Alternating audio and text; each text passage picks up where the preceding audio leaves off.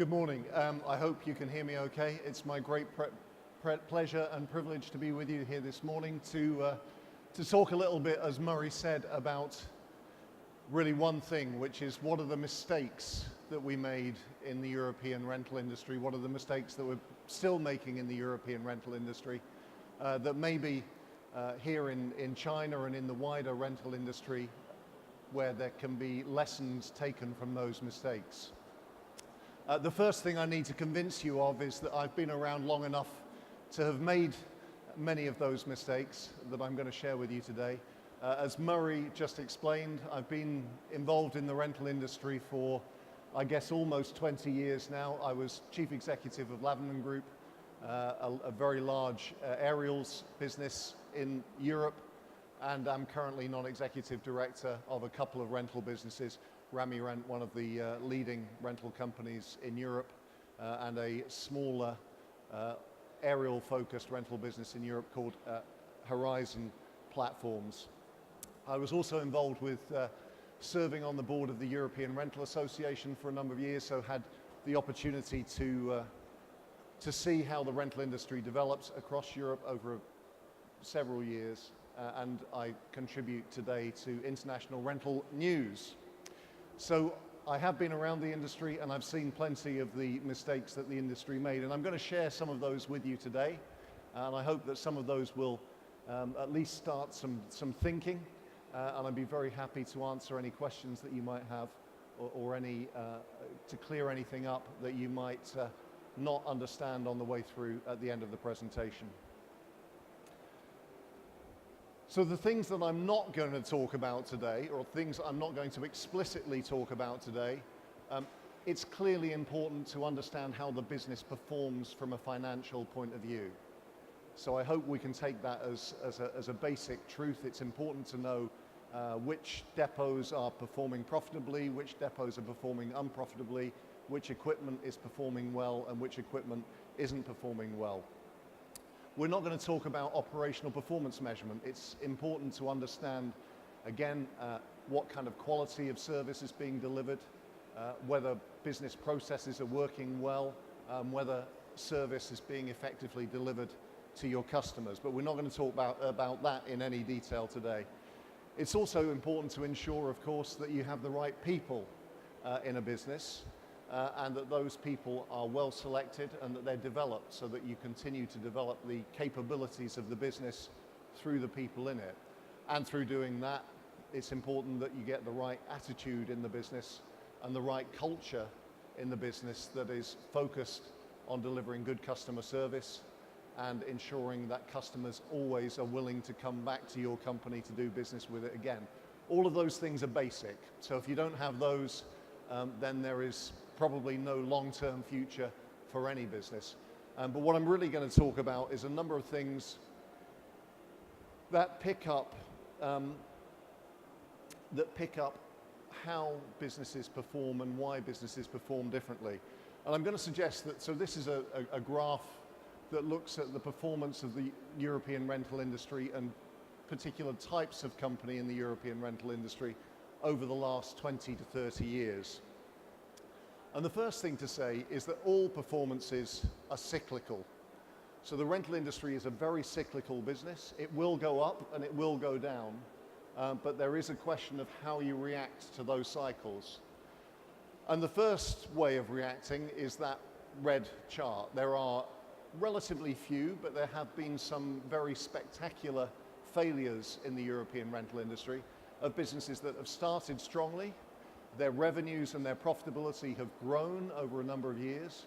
They've reached a certain scale, a certain size, and then after that their performance has started to decline, and eventually they run out of cash, they go bust, and they disappear from view, or they're taken over by somebody else. Those, if you like, are the losers in the rental industry. Probably the more common type of player in the rental industry is what I call here players. So these are businesses that, again, they start at the same time as the people that become the losers in the industry. They go through the same kinds of cycles as the losers in the industry, and they deal with those cycles and they survive. But what happens, as is suggested in this example, is that they reach a certain size. So in the case here, they maybe reached a size in the early 2000s, and then they kind of stay at that size. And I would say that the vast majority of rental businesses in Europe, and I would guess that 70 to 80% of rental businesses in Europe fall into the category of players. So they start out, they reach a certain size, and then they seem to find it impossible to grow beyond that size, to continue to develop their business, certainly in the consistent and long-term way that Mr. Kanemoto has just described. So most companies that are in the rental industry, I would suggest, will end up being just players. They get to a certain position and then they're stopped. A very small number will become winners. And we'll think about a couple of examples of winners towards the end of the presentation. But those winners, again, they face the same cycles. They have to deal with the same cycles of high demand, lower demand, cycles in the construction industry. But what happens is that they have a general upward trend, and they finished the end of this 30-year cycle significantly stronger than they started it, and they've got a significant gap between them and other people in the marketplace.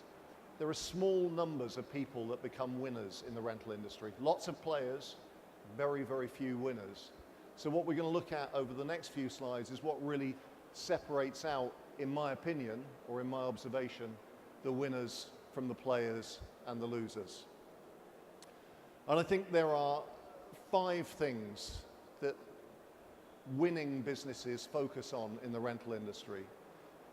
And they're listed there. It's market focus, it's how they allocate their capital, it's how they choose to finance themselves, it is the operating model they adopt, so how they choose to run their network of depots, of operating locations.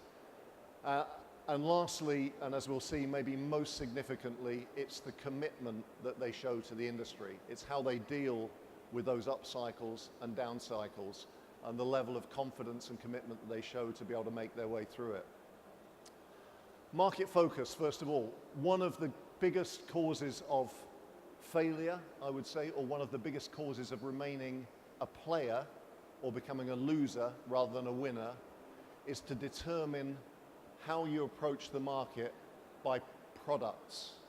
So if you think of yourself from a product point of view, you think of yourself as a renter of aerials, or a renter of dirt moving equipment, or a renter of small tools, I would argue that over time, that will prevent you from being successful. Why? Because that's not how customers think. The way that customers think is in terms of jobs that need to get done. And often it's in terms of collections of equipment or collections of solutions that need to be provided to get a particular job done. All of these pictures are examples of environments in which rental equipment can be provided and is used.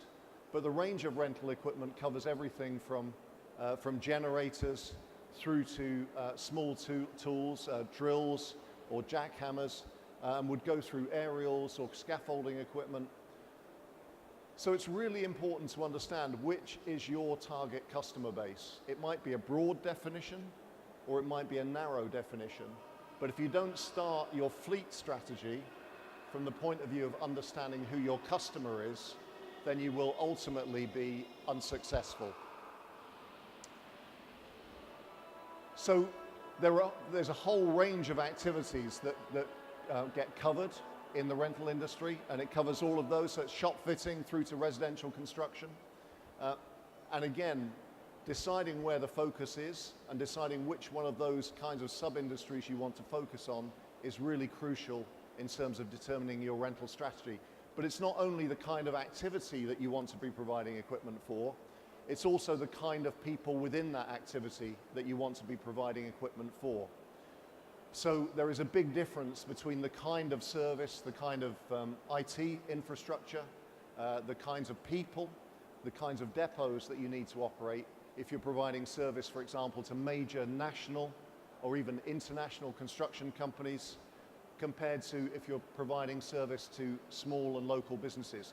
The nature of the relationship is different, the nature of the solution is different, and the nature of the kinds of equipment and how it's delivered is different, and the nature of the kind of information that needs to be provided is different.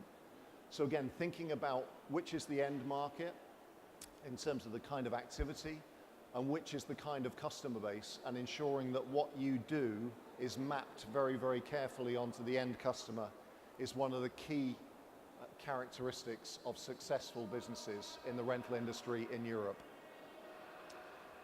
So the next area that denotes successful businesses is how they allocate capital.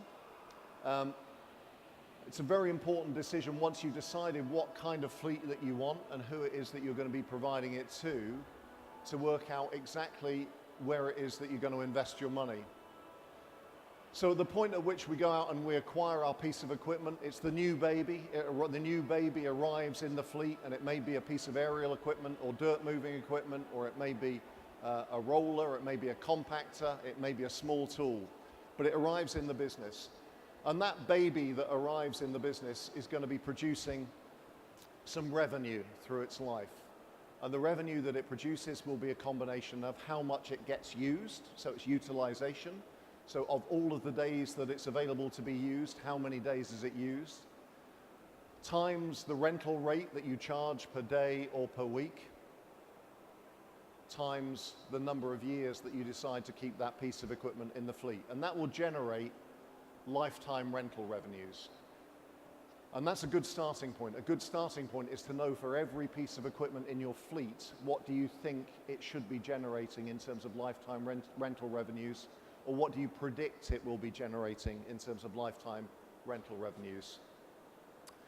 Then the area that very often gets forgotten is those are the revenues that it generates, and you can set those against the cost of getting the baby in the first place, so you know what it costs to get the baby, and you then know what that baby has generated through its lifetime in terms of rental revenues. But it will also have some other costs. It will have some costs of transporting that equipment to the customer, and if you're not recovering that cost from the customer, that is a cost that you can deduct, that you can subtract from the lifetime profit of that piece of equipment. It will also have costs of repairing it, and again, if you don't recover those costs from the customer, that's another cost that you can deduct from the lifetime cost of ownership of that equipment. And it will have costs of maintaining it. So the starting point is to think about, what do I pay for this piece of equipment? Then what revenue do I get from it? And then how much of that revenue do I either add to or take away from because of the costs of getting the equipment out to customers? And then finally, the piece of equipment goes to the graveyard. Hopefully it gets sold. And at the end of its life, it gets sold again for some revenue, for some money. Now, thinking about that lifetime contribution of that piece of equipment, we can call that the lifetime net cost of ownership, the lifetime net cost of ownership. Sometimes people talk about cost of ownership of equipment, and then they're thinking about what's the maintenance cost of that equipment and the cost of acquisition. Just thinking about those two things alone, they don't matter. They tell you nothing, because what it doesn't tell you is how much money that piece of equipment is going to bring in. So the relationship is always, well, how much money does the equipment bring in, and how much money does that equipment cost to keep available for use? And at the end of its life, you want the amount of money that it's brought in to be significantly greater than the amount of money that it's cost you to operate. But what we see time and time again, not only in the European market, I think this is true also in the North American market, is if you look at those costs on the y-axis of this graph, the lifetime net costs of ownership, most companies are making most of their rental revenue out of about 20 to 30% of the total number of items in the fleet. So companies will be generating the greatest amount of revenue from a relatively small number of fleet items.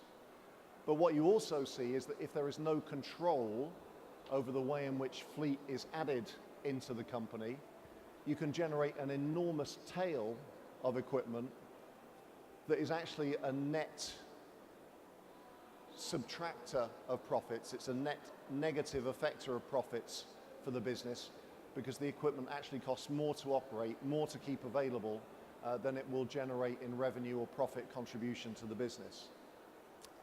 And one of the things that's been done very successfully by a number of companies in Europe, again, is that they look at areas where they want to offer a particular product, a particular service to their customers. They recognize that it's not a profit where they make money, and they do a good job then of building partnerships with people who do know how to make money out of renting products in that particular area, and use that as a way of ensuring that they can provide the service to their customers, but without investing in equipment themselves, which is going to be a value destroyer for their company. So being very careful about where you make money in your fleet and where you don't make money in your fleet, and working out how that fits with your customer strategy is an important part of being a winner in the rental industry. More quickly, financing strategy in the rental industry has been a big challenge for businesses in Europe, particularly during the general financial crisis of 2007, 2008, 2009. One of the challenges of the rental industry is it's easy for rental companies in the short term to feel artificially rich.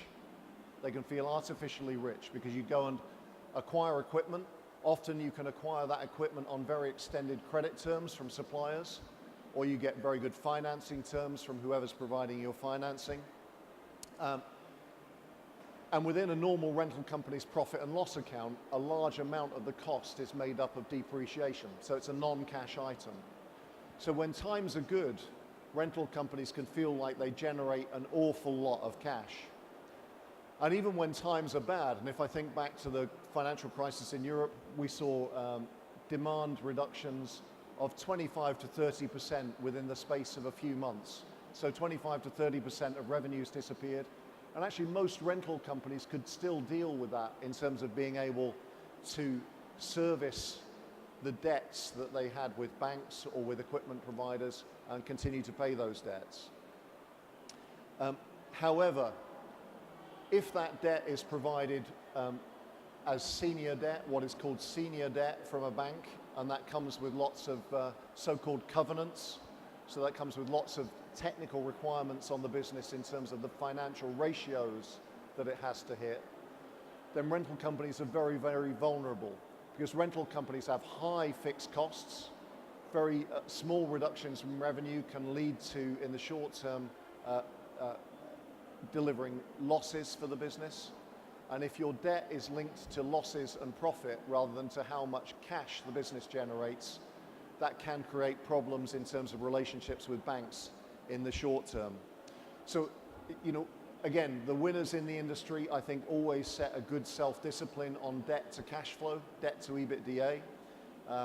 Here I've suggested that the winning businesses have generally stayed at ratios of less than 4 to 1. Not always true, but that would be a certain amount of discipline, I think, has been good for businesses.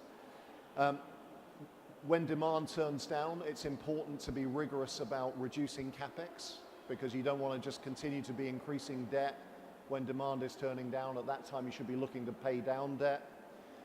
And again, make sure that the kind of debt that you have in your business is ideally linked to assets, or it's linked to your cash flow, and it isn't linked to your profitability. Because if you get into difficult relationships with banks, that can put stress on businesses that doesn't really need to be there. In terms of the operating model, so the way that you think about running the business, again, I've seen businesses kill themselves in Europe by adopting one of two extremes. In the operating model, I mean, how is the relationship between the center of the business and the depots, the places where the business gets done?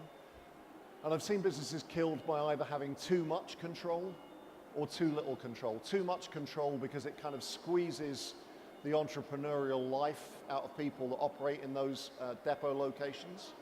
And actually the best businesses allow a certain amount of freedom in terms of local pricing decisions and the development of local customers. And so you don't want so much control that you squeeze the life out of local operations. But equally, I've seen businesses killed by no control. So if you have no control over standards, operating standards, if you have no control over how the fleet is being used or if it's being used, if you have no control over how the organization is organized, what the right level of staffing should be for that location, then again, chaos generates chaos and businesses tend to fail. So finding the balance between having a good level of control over the essential things and not trying to over-control the unimportant things and allow a certain amount of operating freedom within depots has tended to be a characteristic of the winners in this industry. But the last point I'm going to talk about is commitment. As I said really at the beginning of the presentation, this is a cyclical industry. If you're in the rental industry, you will have some days, some months, and maybe even some years when you wake up and wonder why it was that you ever got into this industry. Because when things are going well, they go very, very well. And when things go badly, they go very badly, very quickly, from a profit point of view.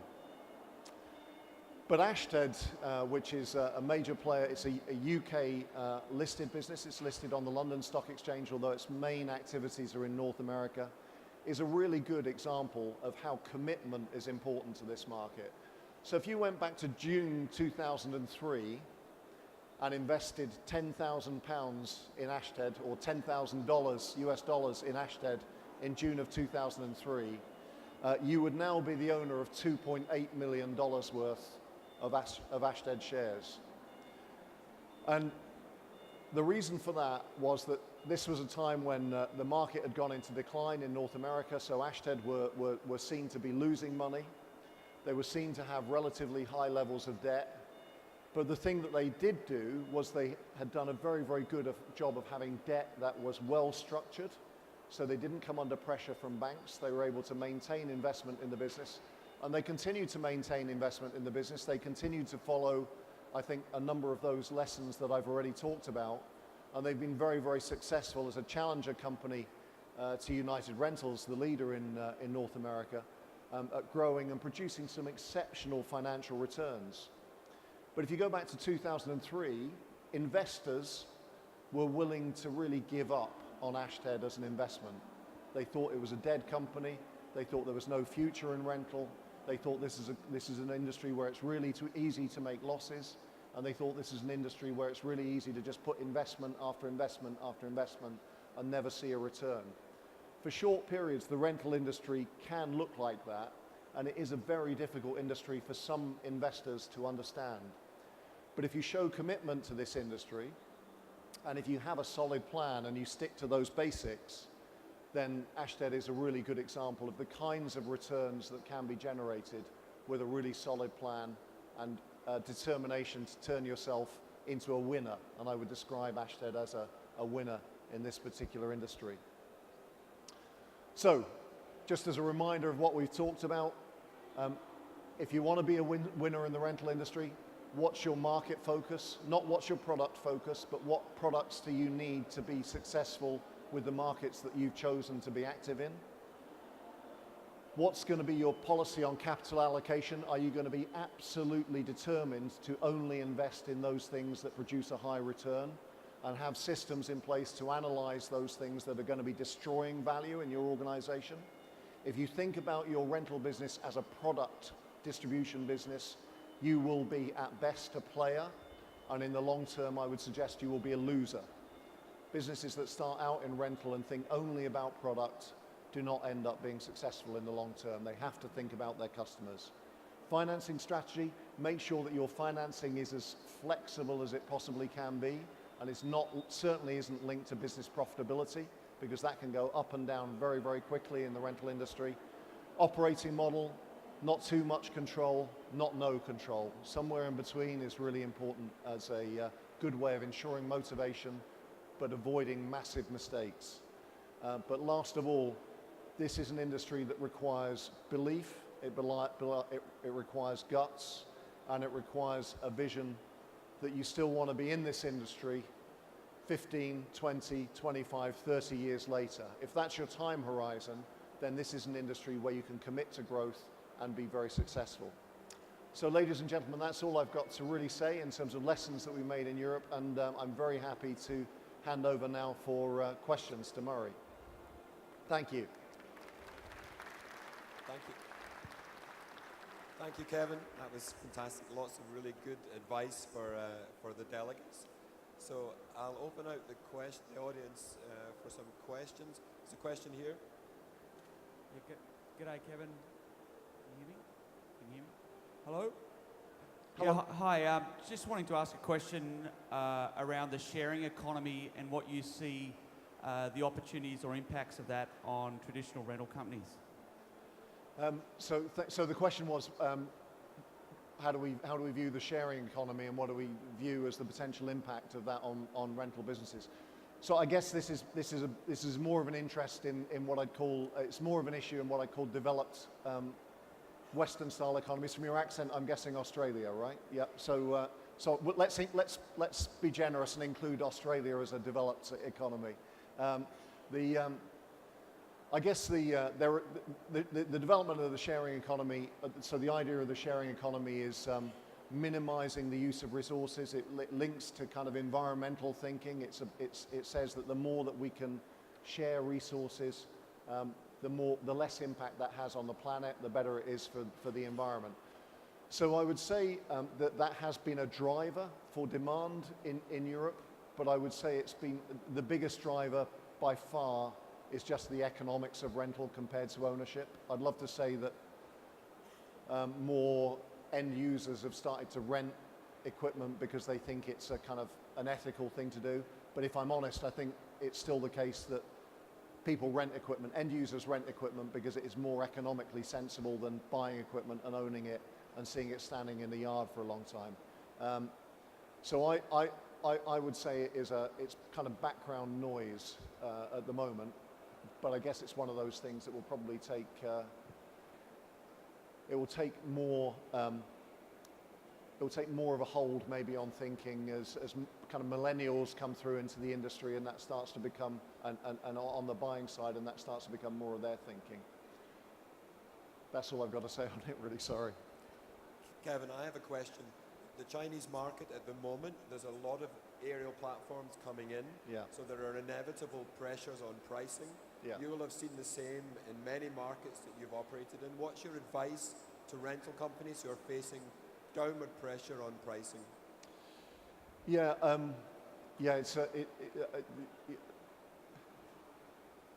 there's always downward pressure on pricing. I guess that's the question really is just how extreme is that downward pressure. I think again it may be different in China, but my experience in certainly in Europe and in the Middle East is that